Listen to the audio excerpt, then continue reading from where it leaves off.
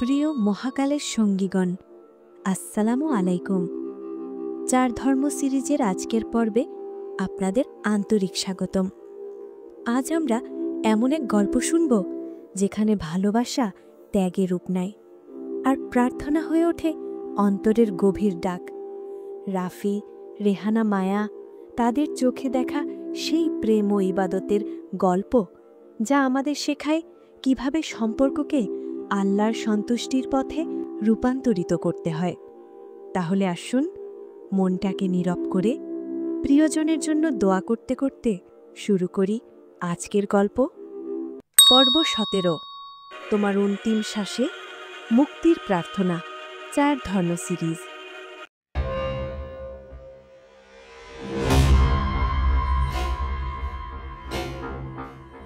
গল্পের ভূমিকা।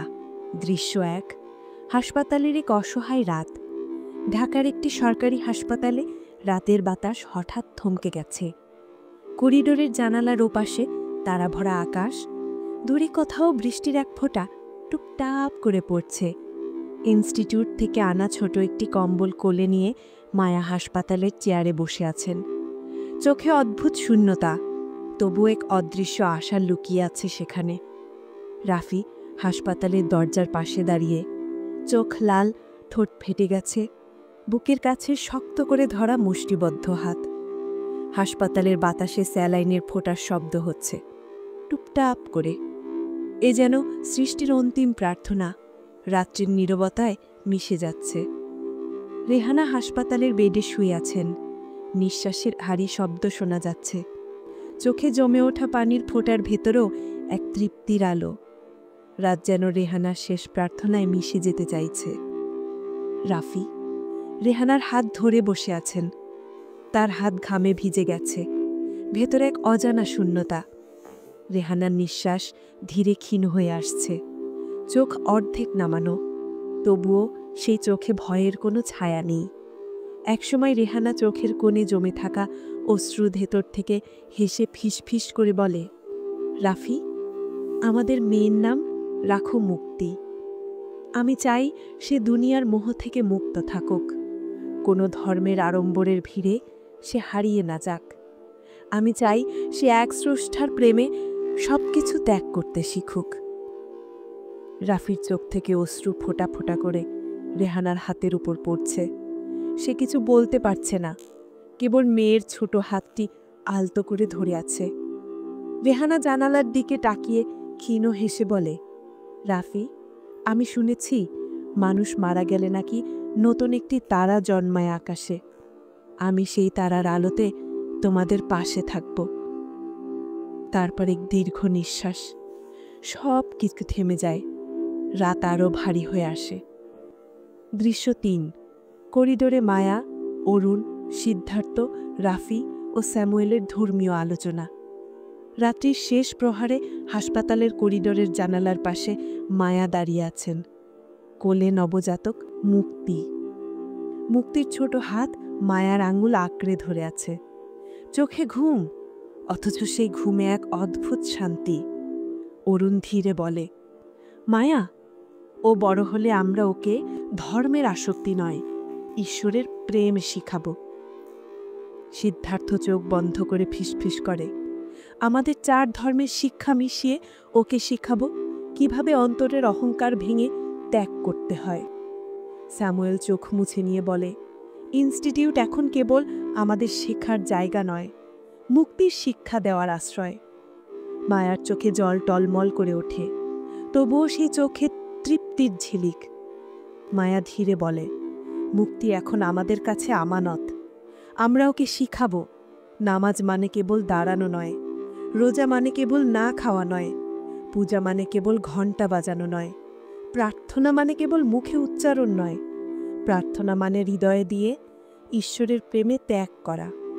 ভালোবাসা মানে ঈশ্বরের জন্য ভালোবাসা, ত্যাগ মানে ঈশ্বরের জন্য দুনিয়ার মোহ ভাঙা। এটাই মুক্তির শিক্ষা। দৃশ্য 4, অসহায় রাত্রির শেষ উজ্জ্বলতা। রাতের আকাশে হঠাৎ একটি উজ্জ্বল তারা দেখা যায়। রাফি হাসপাতালের ছাদে উঠে আকাশে তারার দিকে তাকিয়ে ফিসফিস করে, রেহানা, তুমি এই তারার আলোতে আমাদের পাশে আছো। আমি আমাদের মেয়েকে এমনভাবে বড় করব যেন সে কোনো মায়ার বন্ধনে না বাধা পড়ে, যেন সে এক স্রষ্টার প্রেমে মুক্ত থাকে। নিচে মায়া রাফির দিকে তাকিয়ে থাকে। মুক্তি তার কোলে ঘুমাচ্ছে, নরম নিঃশ্বাস ফেলছে।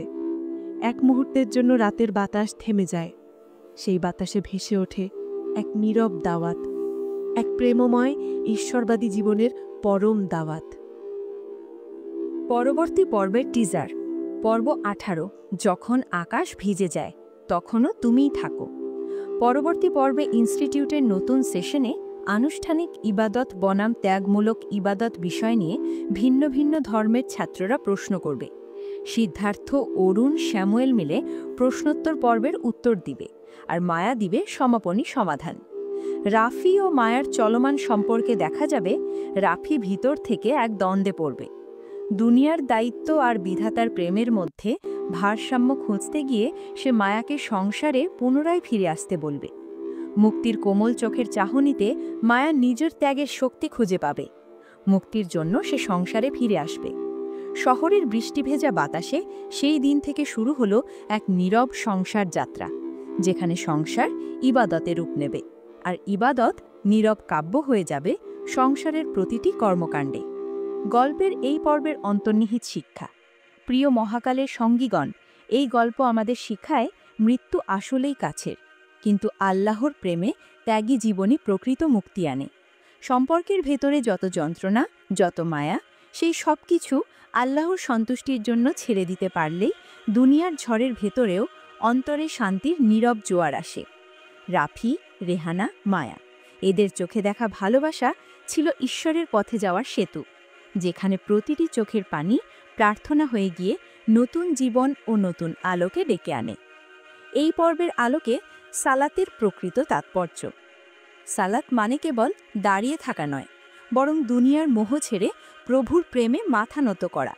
সালাত মানে হৃদয়ের পাপ ফেলে দেওয়া। রোজা মানে ক্ষুধার ত্যাগ নয়, গুনাহের ত্যাগ। প্রার্থনা মানে কেবল মুখে কথা বলা নয়, বরং অন্তরের ভাঙন থেকে সত্যিকারের কান্না। সালাত মানে নিজের সমস্ত অহংকার ভেঙে আল্লাহর দিকে ফেরার নীরব প্রতিজ্ঞা, যা মানুষের অন্তরকে জান্নাতের পথে নিয়ে যায়। প্রিয় দর্শক, আলহামদুলিল্লাহ, আজকের গল্প এখানেই শেষ করছি। ইনশাআল্লাহ আমরা আবার ফিরব পরবর্তী পর্বে নতুন শিক্ষা ও গল্প নিয়ে। সবাইকে ভালোবাসা ও দোয়া। আল্লাহ হাফিজ।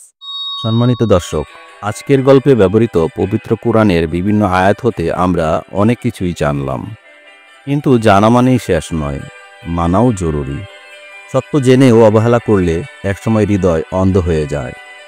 আপনার প্রিয়জনকে এই ভিডিওটি পাঠান, যারা হয়তো সত্য জানে তবু দেরি করে মানতে। কমেন্টে জানান আপনার অনুভূতি কেমন ছিল। সাবস্ক্রাইব করুন মহাকালের সঙ্গী চ্যানেল, যেখানে কোরআনের আলো আপনাকে পথ দেখাবে গল্পে গল্পে। আল্লাহ আমাদের সকলকে সত্য জানার পর সেটা মানার তৌফিক দিন। আমিন। দেখা হবে পরবর্তী পর্বে পবিত্র কোরআনের আয়াতভিত্তিক শিক্ষামূলক গল্প নিয়ে, ইনশাআল্লাহ। সেই পর্যন্ত এই পর্ব থেকে আজকের মতো বিদায় নিচ্ছি। সংকলক আমি সহজ কবি। সকলের জন্য রইল আন্তরিক দোয়া ও ভালোবাসা। মহাকালের সঙ্গী হওয়ার জন্য বিনীত আরজ রেখে বিদায় নিচ্ছি। সবাই ভালো থাকবেন।